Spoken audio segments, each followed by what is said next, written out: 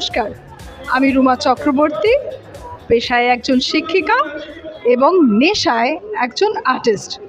আজকে আমরা গগনেন্দ্র শিল্প প্রদর্শনশালায় দাঁড়িয়ে আছি এবং আমাদের সঙ্গে আজকে আছেন ডক্টর সুদীপ্ত কুমার ঘোষ, এক্সেলার বুকস পাবলিকেশনের কর্ণধার।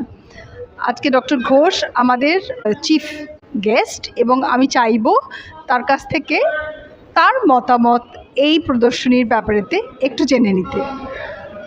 প্রথমেই ধন্যবাদ আমাকে এখানে আমন্ত্রণ জানানোর জন্য।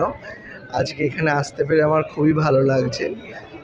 ধন্যবাদ জানাবো কিঙ্কর বাবুকে এবং অবশ্যই অন্যান্য উদ্যোক্তাদের। এত ভালো একটা উদ্যোগ, সেখানে উপস্থিত থাকতে পারার সুযোগ তো সবসময় হয় না, আজকে সুযোগ হয়েছে, সেই জন্য তাদের ধন্যবাদ প্রাপ্য।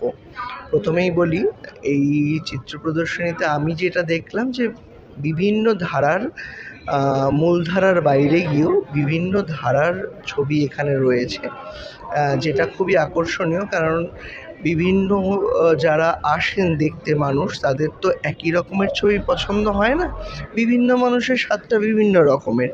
তো সব রকমের মানুষের যাতে ভালো লাগে সেরকম একটা যেন ব্যবস্থা রাখা হয়েছে, যাতে যে মানে প্রত্যেকে এসে তার নিজের মতন করে রসদটা পাবে। তো সেইটা আমার ভালো লেগেছে, যে একটা ওই রামধনুর মতন ব্যাপার। তো সব রঙের একটা সমন্বয় কোথাও একটা ঘটানোর চেষ্টা হয়েছে। এবং আরেকটা বিষয় যেটা ভালো লাগলো, প্রচলিত ধারার ছবির সাথেও বর্তমানে টেকনোলজি দিয়ে, মানে এআই দিয়ে যেই ছবিগুলো তৈরি হচ্ছে সেইগুলোও কোথাও রাখা হয়েছে এখানে, দেখলাম আমি। সেটা নতুন ধরনের উদ্যোগ, নতুনভাবে আজকে বলতে গেলে বাজারে আসছে এবং মানুষের দ্বারা সমাদৃত হচ্ছে। হয়তো যুগের সাথে তাল মিলিয়ে চলতে গেলে এটার প্রয়োজন আছেই।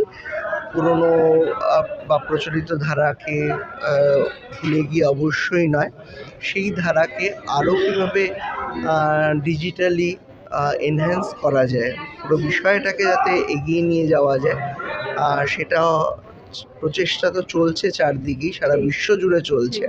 এবং এই প্রদর্শনীতেও আমি খুব উৎসাহ ভরে দেখলাম যে কিছু এআই নিয়ে, মানে এআই দিয়ে তৈরি ছবিও রয়েছে। বেশ ভালো লাগলো। ভালো খারাপটা হয়তো মানে ভবিষ্যতে গিয়ে নির্ধারণ হবে, সবটাই হয়তো পরে নির্ধারণ হবে। কিন্তু আজকে দাঁড়িয়ে বিভিন্ন ধারার যে ছবি বা বিভিন্ন ভাবে যে তৈরি ছবিগুলো আমি দেখতে পেলাম, ভালো লাগলো। Thank you.